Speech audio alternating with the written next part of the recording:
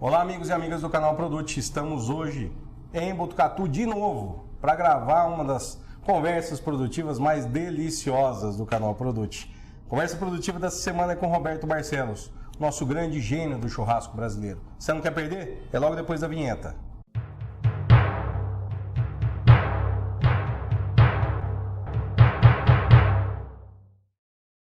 Olha, não se esqueçam de fazer a sua inscrição no canal Produte, ativar o sininho para receber a notificação dos nossos novos vídeos e dar um like. Você gostou? Dá um like lá. Isso ajuda o canal, ajuda a divulgar o canal e ajuda a divulgar a informação. Roberto, seja muito bem-vindo ao canal Produte. Eu estou aqui na tua casa, né? Na Confraria da Carne, em Botucatu, para falar de delícias do mercado da carne com quem realmente entende. Que legal, prazer. Sempre à disposição aí para responder por esse tema que nos move. Falando nisso, eu queria que você contextualizasse muito. Eu conheço a tua carreira, mas quem está nos assistindo aqui não conhece ela a fundo. Você trabalhou desde o mercado de produção, indústria, projetos lindos. Eu queria que você contasse. Você é agrônomo, não é? Sou agrônomo de formação, me formei aqui em Botucatu. Eu sou de São Paulo, capital, nascido em São Paulo. E vim para Botucatu em 1990. Faz tempo. Nossa, estamos ficando velhos. E fiz a faculdade de agronomia, mas desde o início da faculdade de agronomia, realmente o que me encantava era a zootecnia. Você é o agrônomo mais zootecnista que eu conheço, viu? Eu ia falar isso. Eu brinco que eu sou agrônomo de formação e zootecnista de coração. É isso aí. E conta para mim dos projetos. Você trabalhou em projetos enormes, né? Você esteve aqui na Fischer e foi evoluindo. Como é que foi até chegar aqui hoje onde você está? Durante os meus primeiros 15 anos profissionais, a minha dedicação foi como pecuária. A bandeira aqui da faculdade de Botucatu, da zootecnia, é a pecuária intensiva. E segue até hoje com a pecuária intensiva. Aqui foi o berço do novilho super precoce, que na época a gente produzia animais aí de 12, 13 meses com 15, 16 arrobas. Sim. Isso era uma revolução. Total, né? Hoje já com 12, 13, 14 meses se produz esse animal com 18, 20 arrobas. Então é uma evolução que não para. E essa evolução que move o produtor a buscar uma melhor rentabilidade através de investimento em genética, investimento em nutrição, em manejo. E eu acho que os grandes avanços a gente já conquistou. A fase que a gente está entrando é realmente no ajuste fino e cada vez mais a competitividade aumenta, os custos de produção aumentam e a gente tem que buscar uma saída para as diversas pecuárias que existem no Brasil. Mas aí, como é que deu esse insight seu do mercado de produção, que você sempre foi um cara voltado em fazer um animal ideal? Desde o super precoce lá atrás, onde você tocava projetos, como é que foi a evolução para o Roberto, como consultor também, ter chegado no nível que ele está hoje da BBQ Secrets, do Beefville Consultoria? Como é que foi essa visão que você teve? Como todo técnico veterinário, agrônomo, zootecnista, tem realmente um grande desafio que é produção. Sem dúvida. Produzir mais quilos em menos espaço. Em menos espaço, com o menor custo possível. Exatamente. E foi isso que moveu muito a minha vida profissional durante o início. Como um dos projetos que eu estava envolvido, essa empresa tinha um perfil agroindustrial, ela não se contentava só em produzir. Ela quis verticalizar a produção. E foi a primeira iniciativa de a gente estar com um produto até então considerado interessante para levar esse produto ao mercado. E esse caminho a gente fez e eu vou ser honesto que a decepção foi grande pelo feedback que as pessoas faziam em relação àquilo que a gente estava produzindo. Era um animal jovem, era um animal na época de cruzamento industrial, com uma terminação em confinamento. E como primeiro objetivo a gente conquistou produzir quilos de carne. Mas quando a gente apresentou essa carne para o mercado, era um mercado que era muito abastecido por carne argentina e carne uruguaia. E eles identificaram que o nosso produto faltava um pouco para chegar no padrão que eles tinham. O nosso produto até era macio, mas completamente sem sabor. E foi através de um intercâmbio muito forte que a gente fez com empresas de nutrição, e eu consigo pontuar aqui quem foram as pessoas Pode falar, fundamentais aí nesse processo. Eu sei de algumas, mas pode falar. O Fábio, que é ex-Elanco, o próprio Danilo Grandini, que na época ele era Nutron. Mestre Danilo Grandini. São pessoas que, obviamente, trabalhando nas áreas, obviamente, de cada um, abraçaram comigo esse projeto, porque produzir qualidade era coisas que a gente via nos nossos concorrentes e que o Brasil não se posicionava até então. E eu falo que esse tema de carne de qualidade ainda é muito novo no Brasil. Muito aberto ainda. Eu consigo separar os últimos 5 anos como uma grande evolução, mas até chegar nisso a gente patinou muito. E a principal mudança se deu em função do perfil da cadeia. O que mudou, na tua opinião, nesse perfil da cadeia? Até pouco tempo atrás, as iniciativas vinham do pecuarista em produzir um animal mais jovem, um animal com melhor acabamento, ou as iniciativas vinham da indústria frigorífica em desenvolver uma marca de carne ou um selo de qualidade, mas essas iniciativas paravam na expectativa do consumidor. Nessa época, as pessoas não estavam dispostas a pagar um pouco mais por um produto melhor. Entendo. Esse aprendizado veio de outras áreas, como o café, como o vinho, como as cervejas artesanais, que mostraram um novo perfil de consumidor muito influenciado pela geração do milênio, pessoas de 25 a 35 anos que têm outra visão de mundo. Querem mesmo qualidade, que é uma experiência exclusiva, né? Eles buscam consumir menos, mas consumir melhor. No caso de uma boa refeição, comer menos, mas comer melhor. No caso de uma cerveja também, beber menos, mas beber melhor. E isso fez com que, muito rapidamente, eles começassem a influenciar toda a cadeia.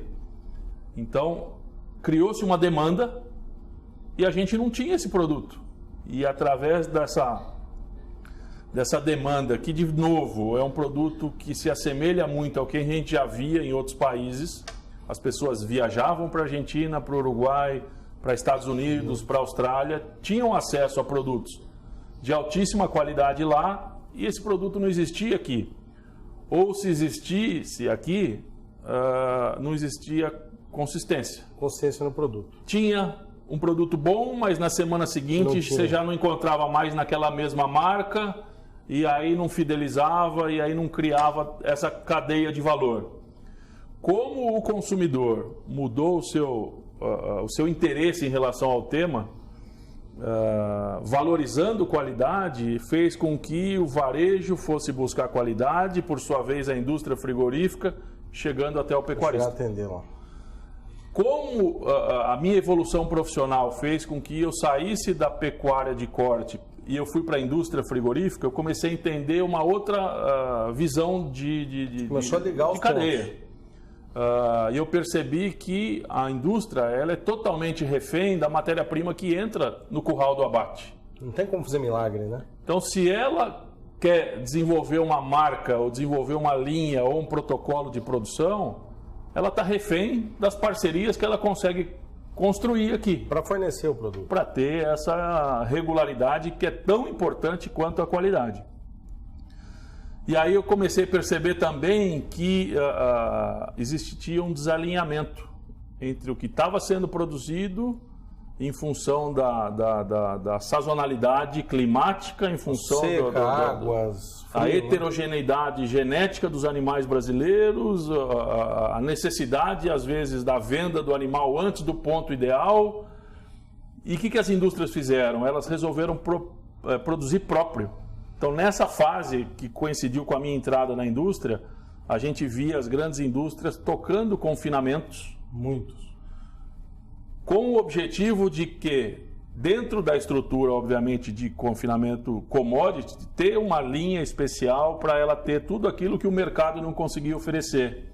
Para manter a consistência. Um padrão racial, um grau de sangue, um período de engorda, um nível de gordura na carcaça, peso, idade. Para quê? Para que ela conseguisse ter essa regularidade padronizada. Para fazer o fornecimento. Me explica um negócio, como é que surgiu e como é que está hoje a BeefView e a BBQ Secrets? São marcas que você trabalha, né? A consultoria e os seus parceiros e essa nova marca maravilhosa para o mercado, né? Eu sou, confesso, consumidor dela, né? Quando eu me desliguei da indústria, foi 2010, eu retomei uma empresa de consultoria que eu tinha, que apesar de estar trabalhando com fazendas, depois eu fui para a indústria, eu sempre fui pessoa jurídica. Perfeito. E essa empresa se chamava BeefView. E eu tinha acumulado ao longo desses anos uma experiência de produção e uma experiência industrial.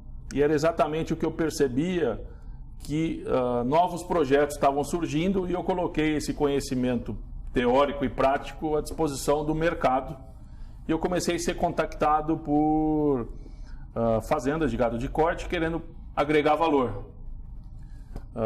Pelas indústrias frigoríficas querendo desenvolver marcas de carne.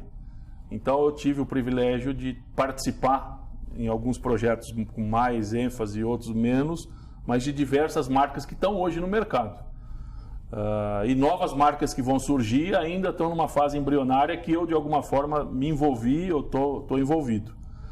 Então a BeefView se tornou uma empresa de consultoria com ênfase em qualidade. Por quê?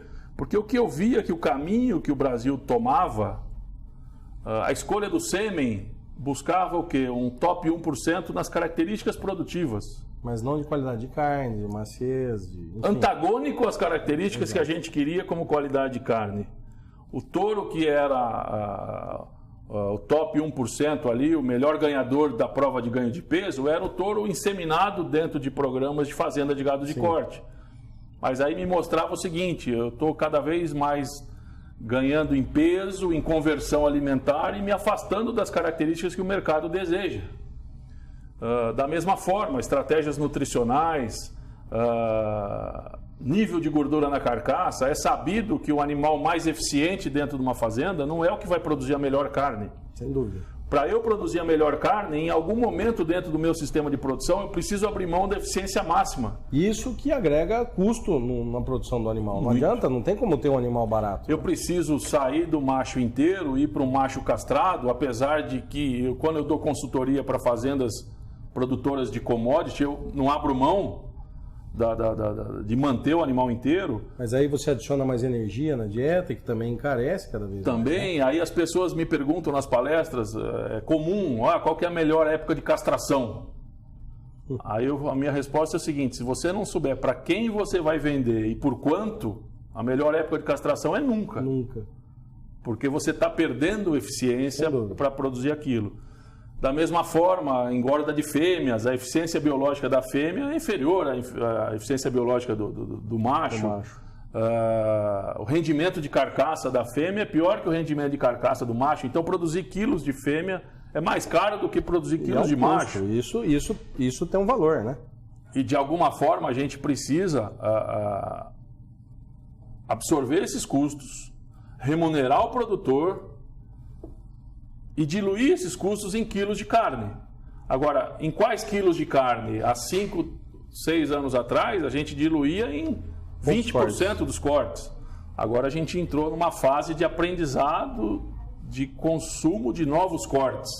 Cortes com osso, mudando o rendimento, aprendizado de trabalhos que são feitos fora do Brasil. E o grande catalisador disso são as mídias sociais, o Instagram, o Facebook. O YouTube, né, que nós estamos nele agora. Trabalhos que outros países já fazem há mais tempo, a gente começou a perceber que é possível aplicar isso nas nossas condições. Esse gancho que você está me dando da qualidade da carne me já traz para uma outra pergunta que eu queria fazer a você há muito tempo. Eu sou um cara que consumo também muito dianteiro, né? Eu adoro carne do dianteiro. Mas desmistifica um pouco essa questão da qualidade da carne. A carne de segunda, a carne de primeira, a carne de traseira, a carne dianteira. E você sempre diz que carne boa tem que vir de um animal bom, de uma boa produção. Fala um pouquinho sobre isso, desmistifica um pouco isso para quem está nos ouvindo. Obviamente, em função da anatomia do animal, em função das características da carcaça desse animal, a gente vai ter diferenças entre cortes.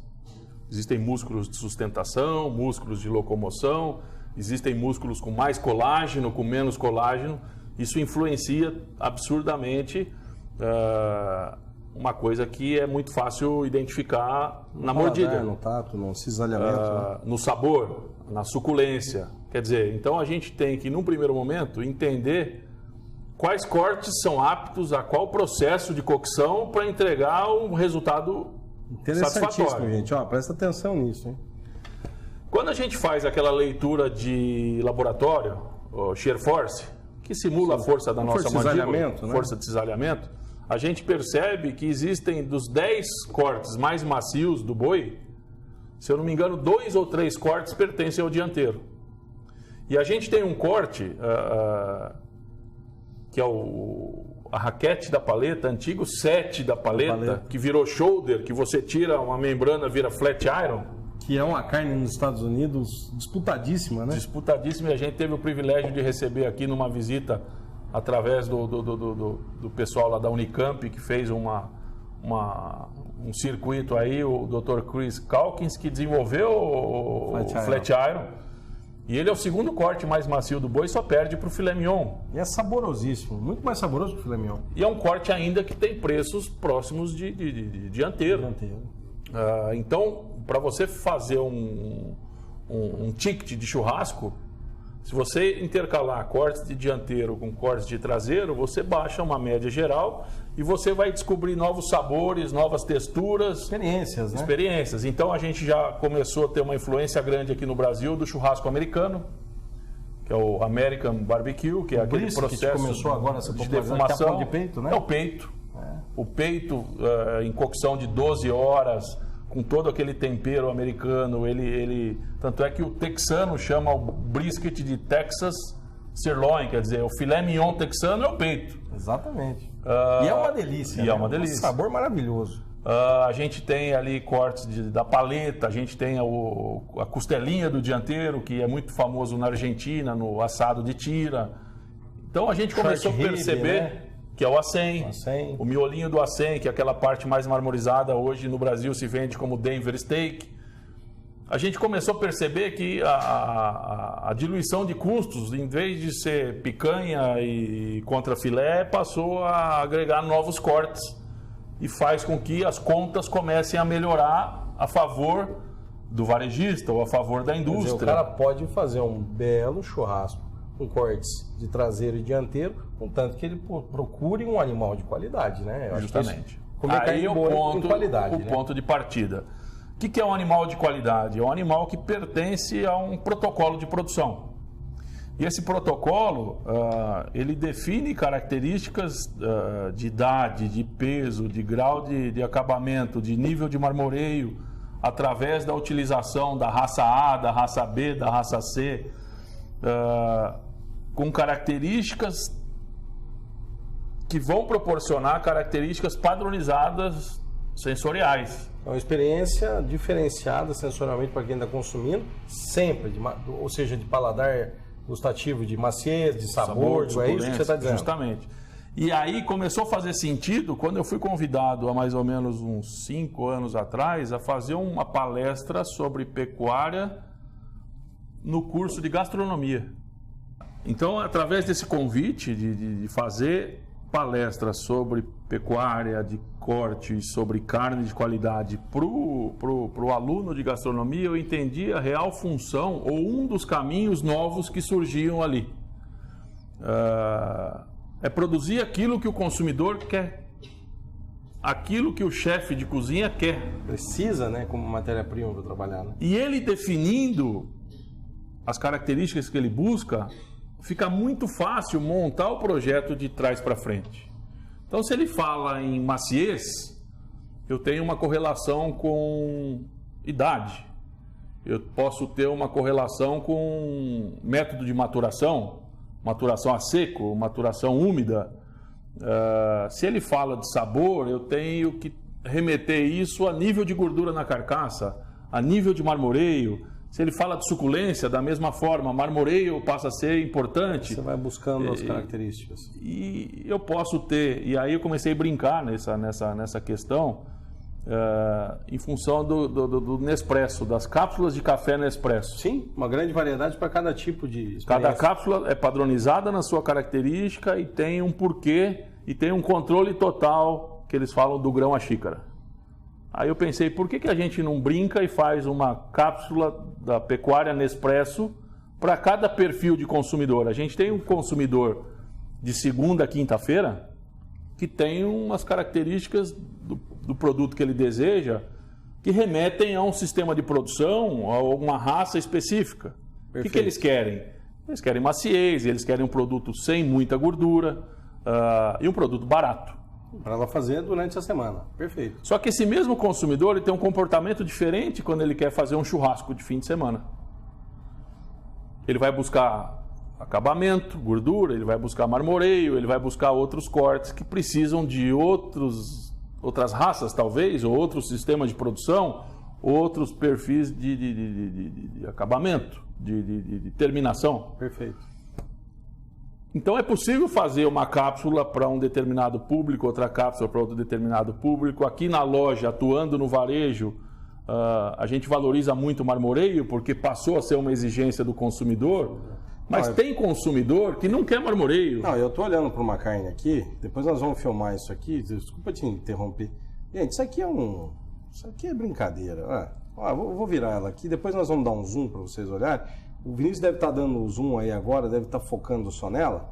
Um negócio fantástico isso aqui, né? Isso que é uma experiência, que você está dizendo, um Nespresso, né? O cara quer consumir um produto essa característica sempre está aqui, né? Ele está disposto a pagar mais por um produto melhor? Tá. Só que o produto ele tem que se entregar, ele tem que se defender. Perfeito.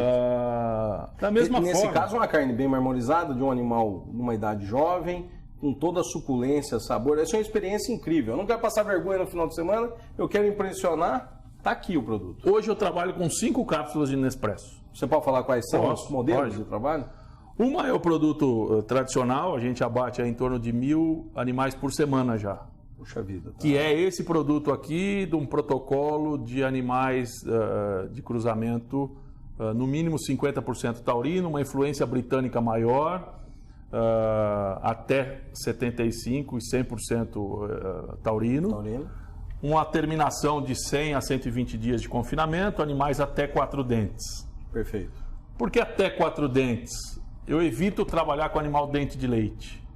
Por causa daquela característica que você disse do sabor lá atrás, é isso? O animal muito jovem, ele tem a carne macia, mas ele deixa a desejar em sabor. Por quê? Porque a curva de crescimento dos tecidos, eu estou matando ele próximo da puberdade. Perfeito. A puberdade é o auge do crescimento muscular, só que com o início, vamos dizer assim, ou numa fase intermediária do crescimento do tecido adiposo. Perfeito. Dente de leite é um produto bacana, é um produto muito macio e ele vai atrair muita expectativa desse consumidor novo que está dando o primeiro passo a favor da qualidade. Então funciona, é uma cápsula da Nespresso. É uma das cápsulas. De um animal macio ao extremo. Só que da mesma forma que a gente começou a estratificar a qualidade em níveis no vinho, na cerveja, muito em breve a gente vai começar a estratificar em níveis a carne. Daqui a pouco só maciez não vai ser suficiente. Tem o sabor, né? O sabor passa a ser importante. A coloração da carne, né? E eu brinco que a carne ela fala por si. Se a gente olha para uma peça de carne, analisa a cor da carne, cor da gordura, nível de marmoreio, calibre da peça, ela conta um pouco da história dela. Carne de animais muito jovens tem uma tendência de ter uma coloração mais clara. Sim. Carne de animais mais velhos, uma tendência de um vermelho cereja. A gente não pode confundir o famoso DFD. Que aí é um problema bioquímico. Perfeito. Que faz um escurecimento da carne. Perfeito. Então, primeiro problema que a gente tem, nunca compre uma carne com cor de goiabada. Que a chance dela ser fruto de um problema de DFD. Problema de pH, problema no processo de maturação. Baixo, qualidade baixa, enfim. Então jamais evite comprar carne muito escura. Então a carne clara tende a ser um animal jovem você associa a uma solubilidade do colágeno maior. Muito macio, né? Macio. Isso. Exato. Quando a gente fala em cor da gordura, uma gordura mais amarela, tem uma influência de caroteno. Perfeito. Então a chance desse animal ser engordado a pasto é maior, porque o pasto traz um acúmulo de caroteno ao longo da vida desse animal. Significativo. O muito amarelado é um animal mais velho, porque é o tempo maior de acúmulo de caroteno. Aí você vai falar, bom, o animal mais velho ele é menos macio. Com certeza ele é menos macio, mas ele vai ganhar pontos no sabor. E um animal de confinamento é uma engorda muito rápida e não dá tempo de acumular caroteno, então a gordura tende a ser branca. Perfeito. A gente olha calibre de peça porque a peça ela me remete ao peso do animal. Se a gente falar uma picanha tem que ter 1 quilo, não necessariamente. Não necessariamente. Um animal mais pesado tem uma picanha maior. Um animal mais leve, uma picanha menor. Então desmistifica um pouco aquela lenda urbana de que a picanha tem 1 quilo. Não. Tem ótimas picanhas fora do Brasil e aqui no Brasil de 2 quilos. De 2 quilos. E é picanha. Gera um problema comercial, concordo, porque às vezes a picanha está custando R$100 o quilo, uma peça de 2 quilos vai custar 200. Sem dúvida. Mas é qualidade do começo ao fim, né? Não tem dúvida nenhuma que ela vai entregar aquilo que ela está se propondo, maciez, sabor e suculência, só que o valor percebido pelo consumidor é alto. Perfeito. E aí às vezes ele prefere comprar 2 picanhas pequenas do que uma picanha grande. Aí a saída para ele seria ter uma picanha dessa e fazer um mix com flat iron, com outras coisas no churrasco, né? Aí o mercado ele se ajusta. A gente começa a perceber que modelos de boutiques de carne têm preferência por trabalhar por peças menores. E o food service dos restaurantes por peças maiores, até para ter uma área de olho de lombo mais imponente, para você ter uma padronização de preparo. Perfeito. Então, se eu tenho no meu restaurante um steak de 300 gramas, se a peça é pequena, ele é muito alto, aí ele dá problema de cocção. Se a peça é muito grande, fica muito fino, então eu preciso equilibrar.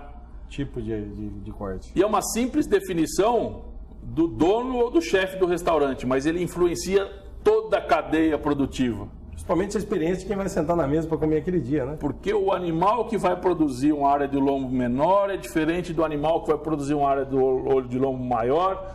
O animal de uma área de lombo maior ele tem uma tendência de uma musculosidade maior, com um nível de um biotipo, um frame diferente, que influencia a curva de crescimento dos tecidos. Quer dizer, de acordo com a exigência desse chefe de cozinha ou desse churrasqueiro, isso influencia totalmente todas as estratégias de produção. E aí que entra um detalhe muito importante, porque dentro da mesma raça, tem variância. Eu posso ter uma variação de frame extrema. E essa variação de frame vai influenciar a curva de crescimento dos tecidos. Então, se eu quero ter um nível de gordura uniforme, um nível de marmoreio satisfatório, eu preciso ter uma carcaça de 28% de gordura corporal. Com o nível de marmoreio, eu preciso ter animais com aptidão para marmoreio, que têm adipócitos para serem preenchidos com gordura. Exatamente, aí ele expande os adipócitos. Se eu quero padronizar isso como uma característica do meu produto e utilizo um animal de frame maior, eu vou abater ele com 700 quilos. Quer dizer, muda completamente o tamanho de peça, tudo. Se esse animal é de um frame menor, eu vou abater ele com 400. E a gente não obedece muito essas regras na nossa pecuária de corte. A gente padroniza as nossas estratégias. O animal nasce junto, desmama junto, recria junto, põe no confinamento e mata junto. Nesse dia de abate, eu matei animal com 20% de gordura corporal, com 22%, com 24%, com 26%, porque o frame varia. E o frame no cruzamento com a vaca Nelore. Que é uma coisa completamente diferente, um biotipo diferente de animal também, né? Mas a palavra de ordem, a partir de agora, é entender quais são meus objetivos como fazenda. Se eu sou produtor de commodity, o que eu preciso? Eu preciso de um animal musculoso, que me dê boa conversão alimentar, que me dê bom rendimento de carcaça. Para isso, eu vou buscar animais com maior área do olho de lombo. Do outro lado, se meu projeto é um projeto de marca de carne, o marmoreio passa a ser importante para o meu projeto. Valor agregado, né, em tudo, né? Eu vou para o caminho do marmoreio. Só que para o caminho do marmoreio, às vezes a área do olho de lombo diminui, Por quê? Porque eu não consigo ter um animal musculoso com alto marmoreio. Essa é a busca constante dos melhoradores genéticos, principalmente nos Estados Unidos. E é muito difícil. Sem dúvida. Então, sabendo qual que é o meu objetivo ou a minha aptidão, eu faço a escolha de animais aptos ao meu projeto, com perfil que vão entregar um melhor resultado.